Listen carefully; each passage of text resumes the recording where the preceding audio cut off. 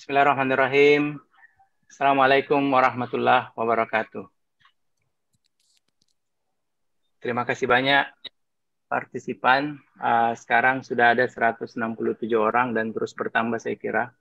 Alhamdulillah pada hari ini kita mengikuti update hepatitis C treatment dan therapeutic benefit of glutamin C. Jadi fokus kita lebih banyak pada hepatitis. Dan kita punya dua pembicara handal hari ini, yaitu Dr. Farda Akil, spesialis penyakit dalam, konsultan gastroenterohepatologi Vinasim, yang akan membawakan tentang komprehensif terapi. Saya kira untuk lebih ringkasnya, kasus hepatitis virus sekarang kan hepatitis C itu alhamdulillah seiring dengan perkembangan pengetahuan, teknologi, dan obat-obatan, itu makin bisa ditata laksanai dengan baik. Dan bahkan dengan tingkat kesembuhan hampir 100%. Tentu saja dengan persiapan yang seleksi, deteksi yang lebih baik, dan tata laksana yang lebih komprehensif. Untuk mudahnya kita bisa langsung masuk ke pembicara pertama, Dr. Farda Akil, spesialis penyakit dalam. Silakan, Dok. Ya, terima kasih kakanda saya, Dr. A.M. Lutfi, dan juga kakanda saya yang ada di sini, Dr. Nukmang A.S. Daud. Pertama-tama saya ucapkan terima kasih untuk PT Fahrenheit ya atas supportnya mendukung acara kegiatan ilmiah di Departemen Ilmu Penyakit Dalam. Untuk sebelumnya, saya meminta marilah kita bersama-sama bisa berdoa sesuai dengan agama dan kepercayaan kita masing-masing untuk kita punya orang tua, guru, teman sejawat, pasien-pasien kita yang telah mendahului kita dikarenakan adanya pandemi COVID-19 ini. Serta kita juga bisa berdoa bersama-sama untuk kesembuhan guru-guru kita, teman sejawat kita, keluarga kita, dan pasien-pasien kita agar dapat diberikan kesembuhan dan juga diberikan jalan yang terbaik. Serta kita juga berdoa untuk diri kita dan keluarga kita masing-masing agar kita bisa diberikan selalu rahmat dan hidayah serta ridho dari Allah Subhanahu wa Ta'ala dalam menjalankan pekerjaan kita sehari-hari. A'udzubillahi minasyaitonirrajim. Bismillahirrahmanirrahim.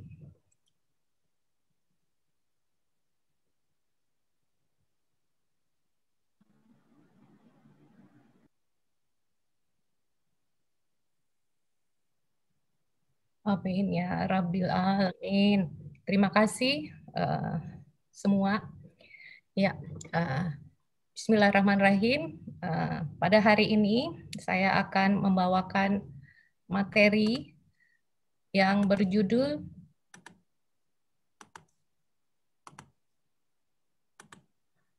terapi komprehensif pada hepatitis C kronik yang difokuskan pada terapi sofosbuvir dan daclastavir.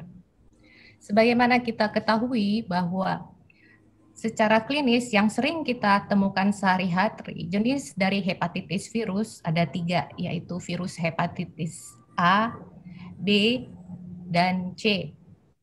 Masing-masing mempunyai genom yang berbeda, tapi untuk A dan C mempunyai genom yang sama, yaitu ribonukleotida acid, sedangkan untuk virus B mempunyai genom deoksiribonukleotik acid.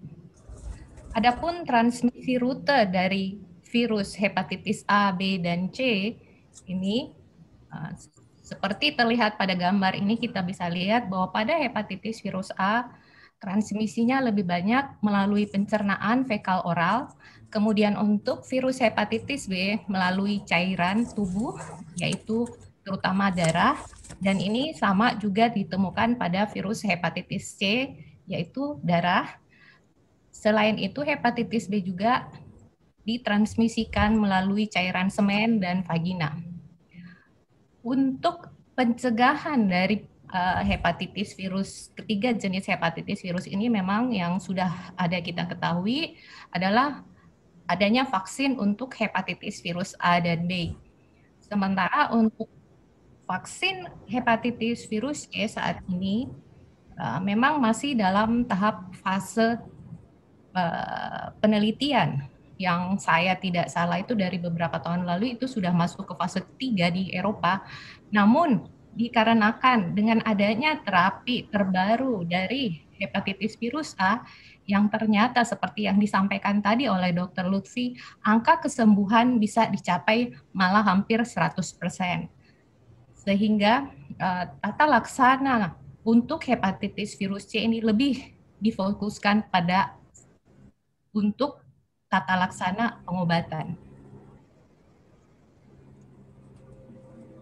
Gejala-gejala dari hepatitis kita sudah tahu itu bisa menyebabkan gejala mulai mereka yang tanpa gejala sampai dengan gejala-gejala yang khas. Adapun gejala-gejala yang tidak khas seperti rasa lemas, mual, kadang-kadang disertai dengan demam yang ringan, kemudian gejala-gejala khas kalau misalnya mulai terlihat pada kulit dan juga mata gambar atau warna kekuningan. Kadang-kadang pasien datang dengan nyeri epigastrium yang seringkali ya teman-teman sejawat mungkin diferensial diagnosis dengan dispepsia. Dan pada keadaan yang khas, buang air kecil dari pasien-pasien dengan hepatitis virus itu umumnya sudah seperti teh. Ini adalah epidemiologi atau gambaran dari hepatitis virus C. Jadi secara global, prevalensi hepatitis C pada tahun 2015 menurut studi dari WHO dan kolaborasi hepatitis C itu didapatkan sebanyak 1%. Dengan infeksi viremia terjadi pada 71 juta pasien, disertai dengan kematian sebanyak 399.000 setiap tahun dan kebanyakan disebabkan karena sirosis dan kanker hati. Penyebab infeksi yang paling banyak dari tipe hepatitis virus C adalah genotipe 1 dan 3. Di sini kita melihat gambaran bagaimana daerah Asia Tenggara dan Asia Timur menempati insiden hepatitis C sebagai tempat keempat setelah Mediteria, Eropa, dan Afrika. Kemudian angka kejadian insiden hepatitis C juga menempati angka keempat di daerah Asia Tenggara. Untuk hepatitis virus C di Indonesia, ini ditemukan sampai dengan 22% populasi Indonesia sudah terinfeksi hepatitis kronis. Dan sebanyak 65% atau sekitar 2 juta telah terinfeksi terutama genotipe tipe 1 yang memang merupakan genotipe yang paling sulit diterapi. Dan sekitar sampai 25% akan mengalami sirosis dalam jangka waktu 15 sampai 20 tahun. Dan sampai 4% setiap tahun dari pasien sirosis ini akan menderita kanker hati dan 20%-nya akan meninggal akibat kanker hati dan gagal hati. Jadi secara general saat ini di Indonesia sudah ada 3,4 juta pasien yang menderita hepatitis C kronik. Bagaimana dengan data di Makassar? Jadi sejak tahun 2000-an sampai dengan 2016 ini terlihat bahwa pasien-pasien yang datang ke Rumah Sakit Dr. Wahidin Sudirohusodo Makassar yang dirujuk ataupun yang datang sendiri, ini setiap tahun mengalami peningkatan sebesar 0,1 sampai dengan 1%. Dan sebagaimana kita ketahui bahwa memang sampai 80% pasien hepatitis C umumnya tidak menunjukkan gejala, tetapi ini Mereka biasanya datang karena pemeriksaan anti HCV mereka positif atau ditemukan tidak sengaja. Salah satu data yang kami presentasikan pada acara Liver Update 2019 ini adalah salah satu cara untuk mendeteksi pasien-pasien dengan infeksi virus hepatitis B dan C di Makassar. Jadi di sini pasien-pasien yang akan menjalani pemeriksaan endoskopi ini sebanyak 1.170 endoskopi terlihat bahwa mereka dengan anti HCV yang positif ditemukan pada 1,1% insidence. Ini sesuai dengan data general hepatitis virus C. Di sini gambaran dari bagaimana hepatitis virus C kondisi dari perjalanannya. Jadi pada mereka yang mendapatkan hepatitis virus C, sebanyak 25% virus itu akan bersih, namun sebanyak sampai 85% hepatitis virus C ini akan berjalan kronik dan sampai dengan 70% datang dengan penyakit hati kronik, mereka datang dengan sirosis sampai dengan 20% dalam jangka waktu 20 sampai 30 tahun dan sampai 5% semua datang dengan kematian akibat sirosis dan kanker hati. Ini adalah data juga yang kami presentasikan pada acara Asia Pasifik pada tahun 2020. Di sini kita melihat data karakteristik dari pasien hepatitis C. Jadi dalam 1 tahun terakhir, pasien-pasien dengan penyakit hati kronik kita dapatkan sebanyak 24.000 kasus dan sebesar 0,9% ternyata mereka sudah dengan anti HCV positif. Kalau dilihat dari usia dan maupun jenis kelamin, usia pertengahan 49 tahun itu merupakan usia yang paling sering ditemukan pada penderita hepatitis C. Dan dengan jenis kelamin hampir lebih dari setengah adalah laki-laki. Adapun faktor resiko pada pasien hepatitis C yang kita sering temukan di Makassar, mereka dengan penyebab faktor resiko rata-rata tidak diketahui. Kemudian penyebab kedua adalah hemodialisa sebanyak 28,5%. Dan dengan adanya kerjasama atau adanya program dari Kementerian Kesehatan, saat ini pasien-pasien dengan hepatitis virus C sudah kita dapat lakukan terapi. Jadi sebanyak lebih dari setengah kasus hepatitis C sudah kita lakukan terapi, baik dengan terapi konvensional ataupun dengan terapi DAA yang saat ini sebanyak 96% kasus dari tahun 2017 sampai 2018 kita sudah lakukan terapi menggunakan oral DAA. Adapun jumlah atau data laboratorium dari pasien-pasien hepatitis C ini kita lihat bahwa rata-rata mempunyai jumlah virus yang cukup tinggi, yaitu sekitar 100.000 jumlah virus. Kemudian rata dari SGPT-nya masih dalam batas normal dan penanda dari kanker hatinya ini juga kita bisa lihat rata-rata semua masih dalam batas normal. Adapun koinfeksi yang bersama-sama dengan hepatitis C, di sini kita lihat bahwa koinfeksi bersama HIV ditemukan sebanyak 21% kasus, sementara untuk hepatitis B 9,7%. Dan komplikasi pada hepatitis C yang kami temukan di sini terlihat sebanyak 35% kasus dengan sirosis dan 3,5% kasus sudah dengan kanker hati. Dan prognosis dari hepatitis C pasien-pasien yang datang ke Rumah Sakit Dr. Wahidin Sudirohusodo itu setengahnya masih dalam scoring CTP kelas A atau menandakan bahwa prognosis penyakit dari pasien-pasien hepatitis C umumnya masih dalam prognosis yang baik. Ini gambaran dari hepatitis virus C. Jadi tadi sudah disampaikan bahwa hepatitis virus C itu mempunyai variasi perjalanan infeksi yang memang dalam jangka panjang dan berbeda-beda.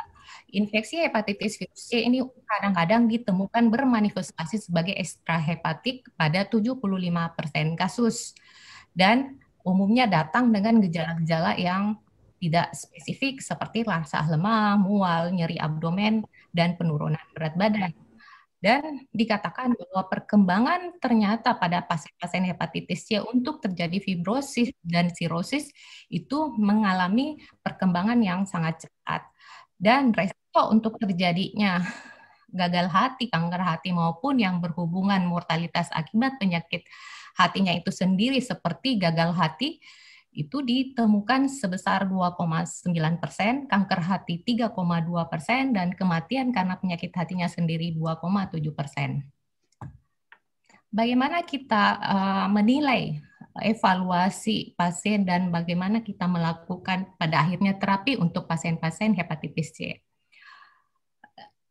Gambar ini kita bisa lihat bahwa pada pasien-pasien yang kita akan lakukan evaluasi, mereka adalah umumnya pasien-pasien yang tanpa sirosis atau sebelumnya mendapatkan atau tidak mendapatkan terapi hepatitis C. Ini adalah evaluasi pasien yang simple yang bisa dilakukan oleh teman-teman sejawat, terutama adik-adik dokter umum ataukah dokter spesialis penyakit dalam. Setelah itu kita akan melakukan penilaian sirosis hati di mana pada hepatitis virus C, biopsi hati ini sebenarnya tidak dibutuhkan dan akan diterapi sebagai sirosis kalau kita bisa menilai penanda-penanda atau marker-marker sirosis yang non-invasif seperti pemeriksaan FIB4 kalau nilainya lebih dari 3,2, trombosit kalau nilainya kurang dari 150.000, APRI kalau nilai skornya lebih dari 2, dan pemeriksaan fibroscan lebih dari 12,5. Kemudian kita setidaknya akan menilai obat-obatan apa yang saat ini diberikan atau dikonsumsi oleh pasien, kemudian nantinya akan dinilai adanya drug-drug interaksi pada saat nantinya diberikan terapi antivirus terutama DAA. Pemeriksaan lab dasar yang bisa diperiksa pada pasien-pasien hepatitis ini termasuk darah rutin, fungsi hati, kemudian pemeriksaan GFR ataukah kreatinin, pemeriksaan HCV-RNA, pemeriksaan HIV baik dengan antigen atau antibodi, pemeriksaan serologis hepatitis B, ataupun tes kehamilan untuk wanita yang memang kita curigai atau yang sudah menikah. Kemudian dilakukan edukasi kepada pasien, dan setelah menganalisa atau menilai semua hal-hal tersebut, terapi mulai bisa kita berikan. Yang saya ingin perlihatkan pada tabel di bawah ini adalah bahwa pemeriksaan untuk hepatitis virus C akut, dalam hal ini pemeriksaan anti-HCV, dikatakan itu cukup sebagai diagnostik tes yang pertama dengan grade evidence yang sangat baik. Kemudian pemeriksaan untuk hepatitis virus C ini juga terutama yang kita curigai bahwa dia ada menderita hepatitis C akut pada pasien-pasien dengan imunokompromis, pasien-pasien dengan hemodialisa, ataukah pada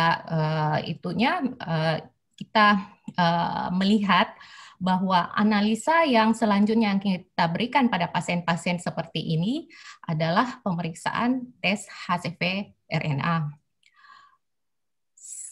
Pada saat pasien sudah kita lakukan diagnosis ataupun misalnya tata laksana, pemeriksaan anti-HCV maupun HCV-RNA pada pasien-pasien yang awalnya dengan anti-HCV positif, tapi mempunyai HCV-RNA negatif, ini harus dites kembali untuk HCV-RNA-nya pada minggu ke-12 sampai ke-24 untuk mengkonfirmasi bahwa virus hepatitis C ini benar-benar sudah bersih. Ini interpretasi tes hepatitis C berdasarkan pemeriksaan anti-HCV dan HCV-RNA. Jadi apabila pasien dengan HCV anti-HCV positif, kemudian dia punya HCV RNA, juga terdeteksi, itu menandakan adanya infeksi terjadi pada saat ini, sehingga tata laksana ini harus segera dilakukan. Bagaimana kalau tidak ada pemeriksaan HCV RNA? Jadi misalnya pada pasien dengan anti HCV yang positif, ini interpretasi yang kita dapatkan pada pasien ini harus kita curigai bahwa kemungkinan pasien ini sudah ada infeksi, bisa terjadi baru saja atau pernah terjadi sebelumnya. Sehingga tata laksana selanjutnya adalah pemeriksaan tes HCV RNA. Ini adalah rekomendasi indikasi terapi untuk hepatitis C. Jadi ada beberapa pasien-pasien yang memang harus segera kita lakukan terapi seperti yang terlihat pada tabel ini sesuai rekomendasi dari Eropa tahun 2018 yang terbaru. Adapun tujuan terapi dari hepatitis C ini adalah mengobati infeksi hepatitis virus C dengan cara menjadi sustain virologic response SVR12 ataukah SVR24. Yang dimaksud dengan sustain virologic response pada hepatitis C adalah tidak terdeteksinya HCV RNA dalam minggu ke-24 atau baru saja diberikan terapi pada minggu ke-12 tapi telah tidak terdeteksi pada setelah akhir terapi. Dikatakan bahwa SVR ini merupakan memang goal terapi untuk hepatitis C, dikarenakan berhubungan dengan perbaikan dari manifestasi ekstrahepatik, perbaikan dari nekroinflamasi atau fibrosis hati, perbaikan dari fibrosis hati atau sirosis, terutama mereka dengan hasil fibroscan F3 dan R4, penurunan resiko dari kanker hati, kompensasi hati, penyakit liver yang berhubungan dengan liver atau tidak berhubungan dengan liver, begitu juga dengan transplantasi hati.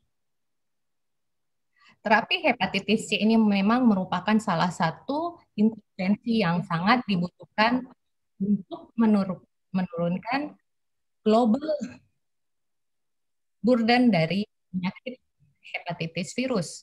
Namun harus kita sadari di sini bahwa penyembuhan secara virologi tidak memproteksi reinfeksi.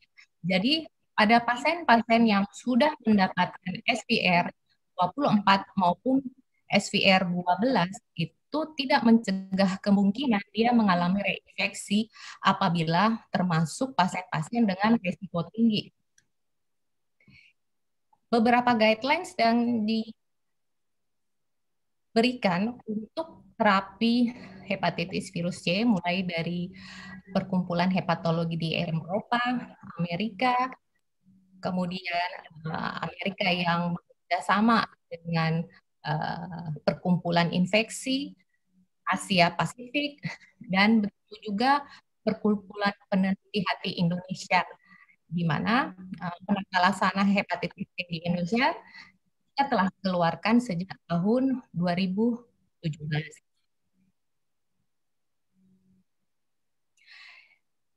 Tabel ini memperlihatkan bagaimana survival pasien-pasien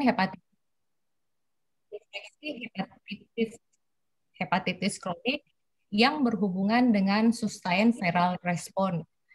Jadi di sini kita bisa lihat bahwa pasien-pasien yang mendapatkan sustained viral response mempunyai survival yang lebih baik dibanding pasien-pasien tanpa SVR, pasien-pasien yang tidak diterapi, dan pasien-pasien dekompensata. Adapun treatment untuk hepatitis C saat ini adalah kombinasi sampai tahun 2011 ya, kombinasi setiap minggu pemberian interferon dan dosis sehari ribavirin selama 24 sampai dengan 48 minggu merupakan standar dari terapi hepatitis C kronik. Namun, treatment dari standar terapi ini kadang-kadang tidak dilanjutkan disebabkan oleh beberapa efek samping seperti anemia depresi atau mual akibat pemberian interferon maupun ribavirin sendiri. Di sini kita melihat bagaimana respon dari sustain viral dengan pemberian obat-obatan standar. Jadi misalnya diberikan interferon sendiri, SVR yang dicapai itu hanya sampai dengan 15%. Pemberian interferon bersama ribavirin sampai dengan 40%. Pemberian pegylated interferon 40%. Pemberian pegylated dengan ribavirin itu memang bisa naik sampai dengan 50%. Namun hal ini belum cukup. Sehingga regimen baru untuk memperbaiki sustain viral response atau respon virus yang menetap pada pasien-pasien hepatitis C ini memang sangat dibutuhkan. Dan di sini akan keluar era di mana direct acting antiviral merupakan treatment terbaru untuk hepatitis virus C. Kita lihat di sini terapi evolusi dari hepatitis C. Jadi treatment awal menggunakan interferon dan ribavirin ini berakhir pada tahun 2011, di mana DAA mulai diberikan sampai dengan tahun-tahun terakhir ini. Dan sehubungan dengan pemberian obat-obat terbaru ini, kita bisa melihat SVR itu juga mengalami peningkatan. Di sini kita bisa lihat pada tahun 2013, awalnya DAA itu masih dikombinasi dengan ribavirin dan pegylated interferon. Dengan angka SVR yang dicapai atau kesembuhan sekitar 85%. Namun dengan adanya perbaikan dari atau jenis baru dari DAA, sehingga treatment dengan menggunakan interferon ini bisa tidak digunakan dengan hanya menggunakan DAA itu sendiri dalam jangka waktu 12 sampai 24 minggu dengan SVR yang bisa tercapai sampai dengan 100%. Di sini treatment pada tahun sampai 2017 hepatitis C menggunakan DAA.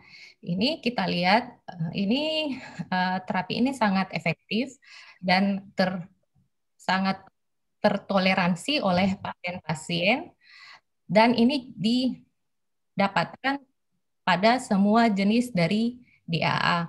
Dan dengan adanya terapi DAA yang terbaru, treatment malah bisa hanya sampai 8 minggu dengan dosis sekali sehari.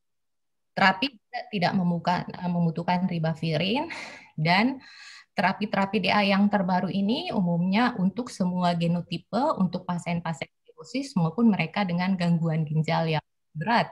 Begitu juga pada pasien-pasien yang pernah diberikan ribavirin pegylated interferon atau pernah mendapatkan terapi DAA yang sulit untuk disembuhkan. Ini adalah salah satu data yang memperlihatkan bagaimana pemberian dari DAA itu sendiri selama 3 tahun. Jadi REAL-C ini adalah studi di Asia Timur yang mengakses di mana pasien-pasien dengan pemberian DAA sampai dengan 5 tahun pencapaian dari SVR-nya. Jadi di sini terlihat mereka insiden hepatocellular karsinoma atau kanker hati pada mereka yang mencapai SVR. Angka insidennya ini lebih rendah, hanya 1,6 dibanding mereka yang tanpa SVR. Begitu juga pada pasien-pasien sirosis, mereka yang mendapatkan SVR atau yang mencapai SVR ini, kejadian sirosisnya ini lebih kurang dibanding mereka yang tanpa mencapai SVR.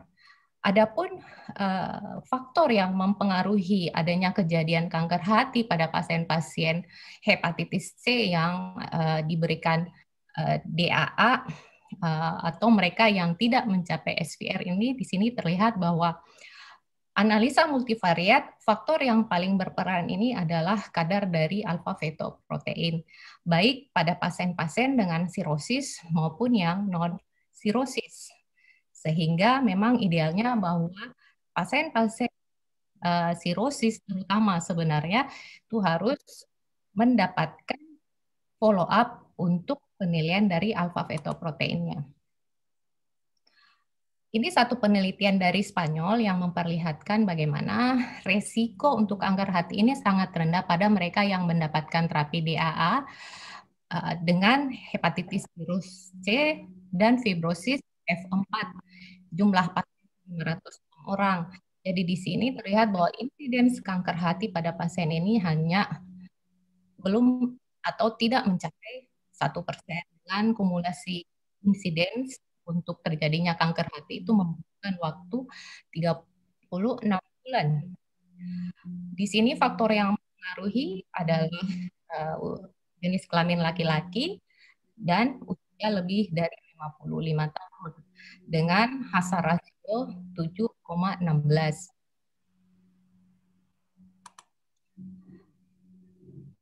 Ini adalah mekanisme bagaimana direct acting antiviral bekerja.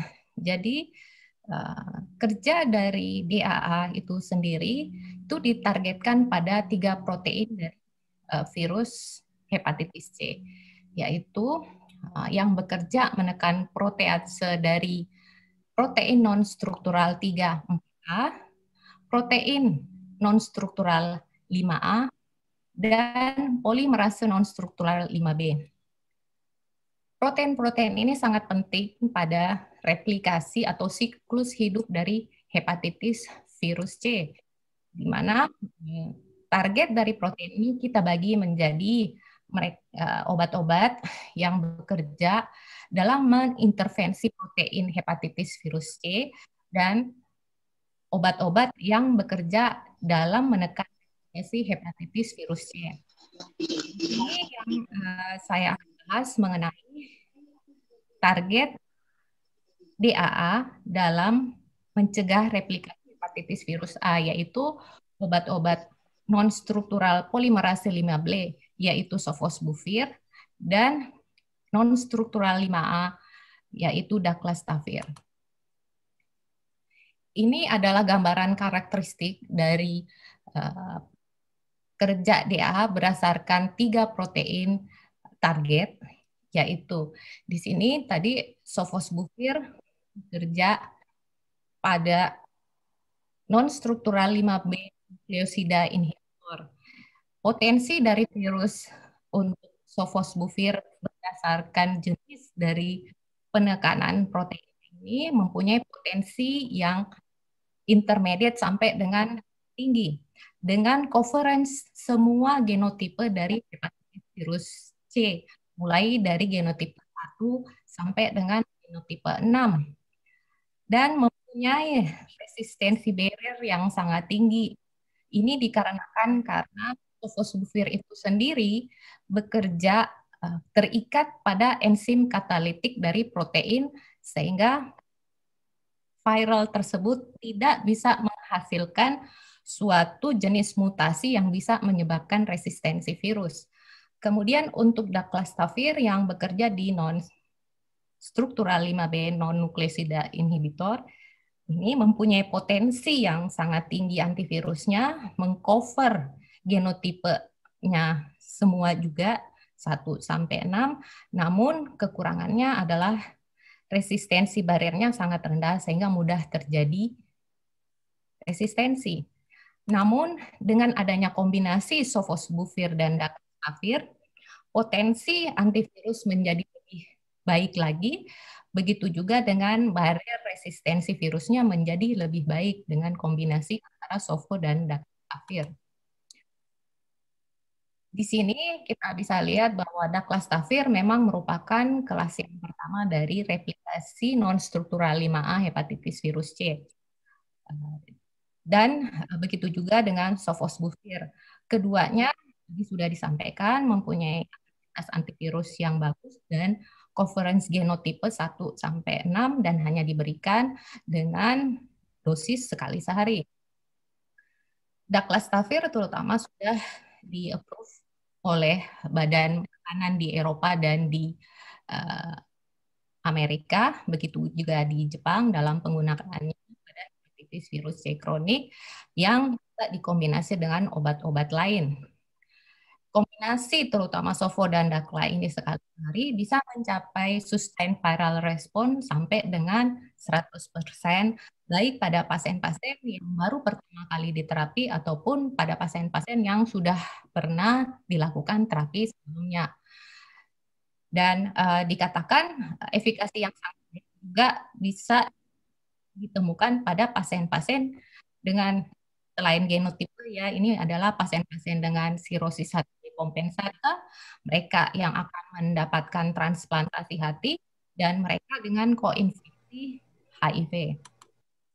Ini karakteristik pangenotipe dari DAA, sofosbuvir dan daclastavir dengan tolerabilitas yang sangat tinggi, kemudian registrasinya terutama di negara-negara dengan income yang rendah atau menengah ini sangat rendah, dan aksesnya ini memang sangat available terutama di negara-negara dengan income yang rendah menengah. Ini adalah farmakokinetik dari obat DAA, terutama kita bisa lihat di sini sofosbuvir dan daclastavir. Sofosbuvir ini di metabolisme di ginjal sehingga akan dikeluarkan di urin sampai dengan 80% dengan dosis sekali sehari. Namun berdasarkan data-data studi ini penyesuaian dosis pada GFR kurang dari 60 ini tidak perlu. Namun pada GFR kurang dari 30 studi yang menunjukkan data evidence ini memang belum cukup.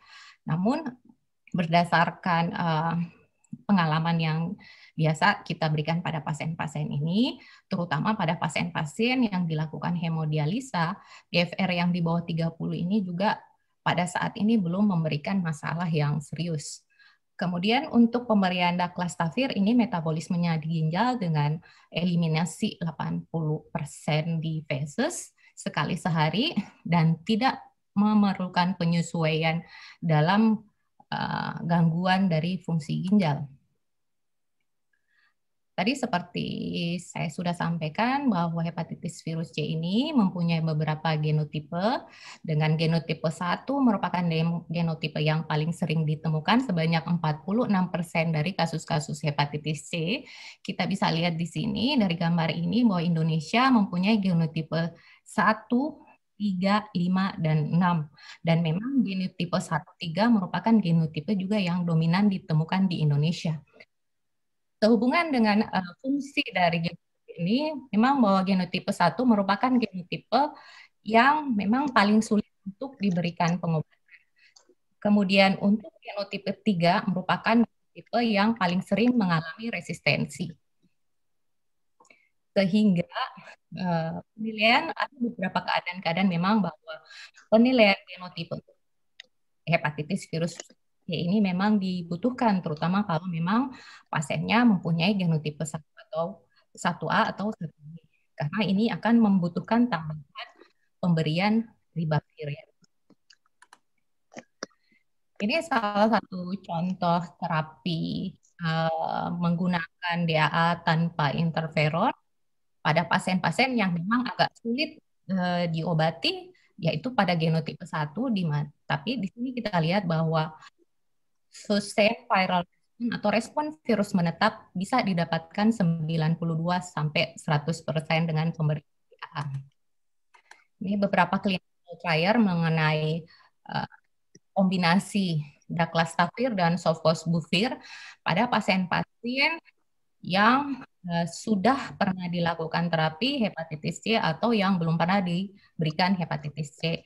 Di sini kita lihat angka SVR-nya pada genotipe 1, 2, dan 3 ini angka SVR-nya ini cukup tinggi, antara lebih dari 90%.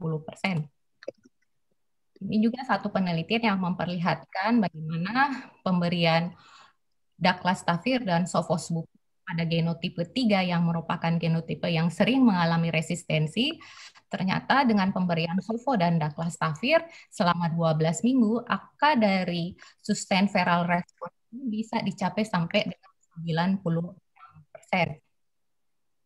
Ini juga satu studi penelitian yang memperlihatkan bagaimana tingginya potensi antivirus untuk kombinasi sofosbuvir maupun daclastavir, baik yang dikombinasi dengan ribavirin ataupun tanpa virin. Dan ini penelitian pada tahun 2017 yang memperlihatkan bagaimana obat generik, jadi ini ada obat generiknya juga di Egypt, kalau saya di Egypt, pemberian dacla dan sofosbuvir dengan atau tanpa ribavirin ini memberikan hasil penilaian SVR sampai dengan 94,7% dengan pemberian 12 minggu. Dan ini penelitian lain lagi mengenai sofosbuvir dan daclastavir pada genotipe 1 dan 3 dan disertai dengan pasien-pasien hemodialisis atau yang mengalami gangguan ginjal. Hasil dari penelitian ini memperlihatkan bahwa pemberian sofo dan daclastavir ternyata memang masih efektif dan masih bisa ditolerir, terutama pada pasien-pasien hemodialisa. Dan angka dari SVR-nya ini bisa didapatkan antara 80 sampai dengan 90%. Kemudian beberapa penelitian ini juga memperlihatkan bagaimana pemberian terutama salah satu dacla dan sofosbuvir pada pasien-pasien yang koinfeksi HIV ini didapatkan angka sustained viral response-nya itu sebanyak 97% dengan pemberian selama 12 minggu. Yang perlu kita perhatikan di sini bahwa adanya interaksi obat antara retrovirus dan DAA itu sendiri. Tapi kalau dilihat di sini, sofosbuvir dengan pemberian antiretrovirus ini tidak memperlihatkan adanya interaksi obat satu dengan yang lain. Hanya di sini kita lihat daclastavir mempunyai interaksi dengan atazanavir atau ritonavir, begitu juga dengan efavirenz, sehingga dosisnya harus dinaik biasanya. Namun untuk pemberian nevirapin ini tidak disarankan untuk kombinasi daclastavir. Jadi rekomendasi pemberian genotipe berdasarkan genotipe 1 sampai dengan genotipe 6 kita bisa dilihat di sini, sofosbuvir dan daclastavir masih merupakan salah satu pilihan, ya. Mulai dari kita bisa lihat rekomendasi dari Amerika, meskipun rekomendasi terbaru tahun 2020 memperlihatkan bahwa memang dacla sofo tidak termasuk lagi dalam tata laksana karena sudah ada obat baru yang mereka produksi. Kemudian untuk rekomendasi Eropa sampai tahun 2006 juga masih merekomendasikan dacla dan sofosbuvir 12 minggu.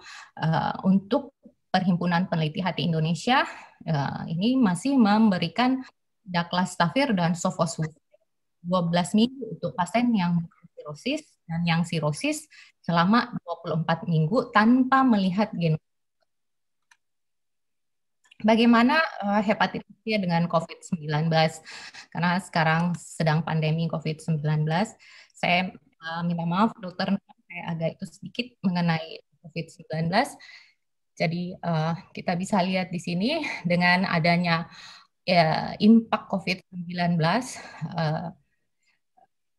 eliminasi yang dilakukan pada hepatitis virus C ini dilakukan model apabila dihentikan eliminasinya dalam jangka waktu 1 tahun, ternyata bahwa ini akan berimpak kepada diagnosis yang lebih banyak pada hepatitis C dari tahun 2020 sampai 2030, kemudian menurunnya terapi-terapi hepatitis C, begitu juga dengan peningkatan insiden hepatitis C, kematian karena penyakit livernya, insiden kanker hati, maupun infeksi viremia ditemukan meningkat berhubungan dengan COVID-19. Begitu juga kematian yang akibat penyakit livernya itu sendiri ini mengalami peningkatan terutama pada daerah-daerah di luar Asia sebanyak 19%.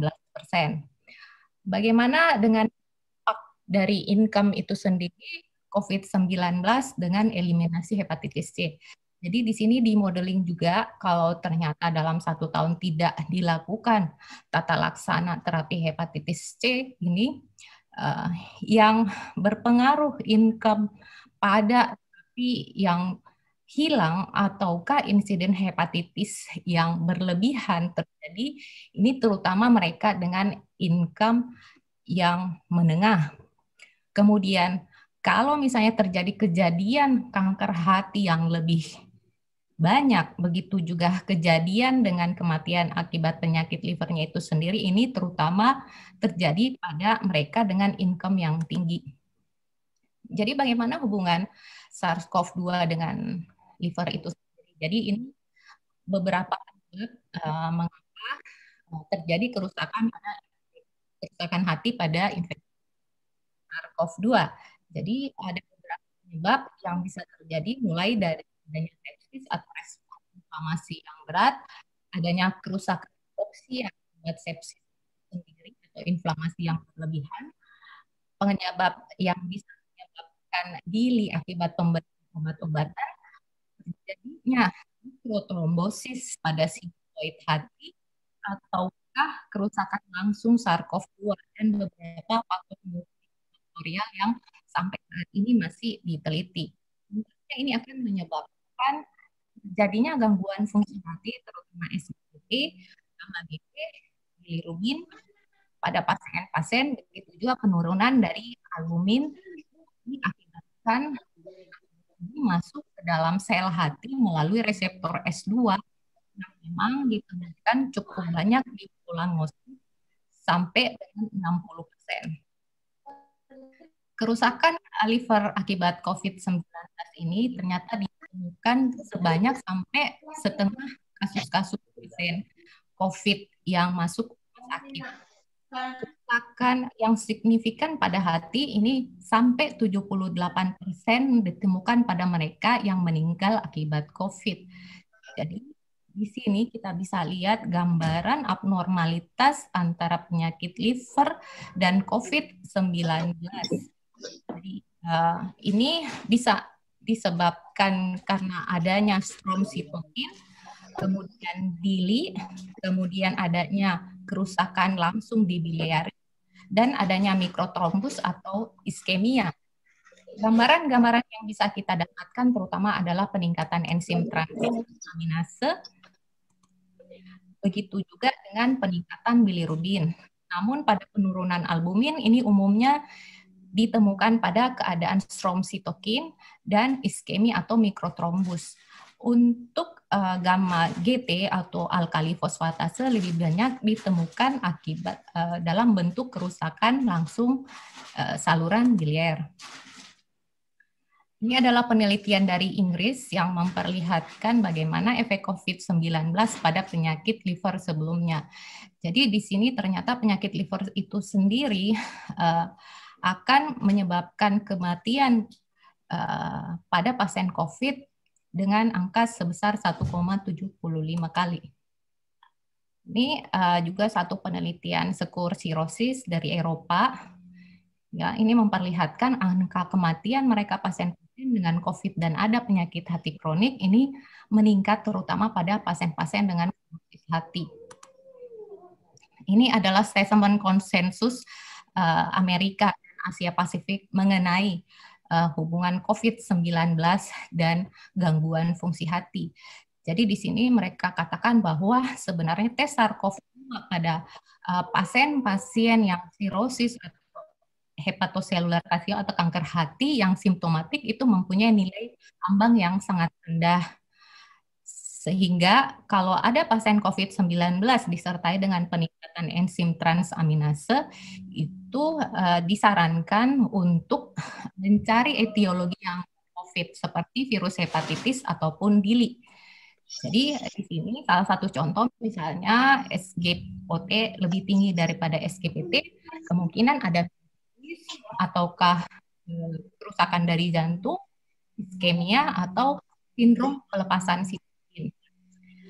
Dan disarankan tidak mentransport pasien-pasien yang mengalami infeksi tersebut, terutama untuk pemeriksaan USG misalnya.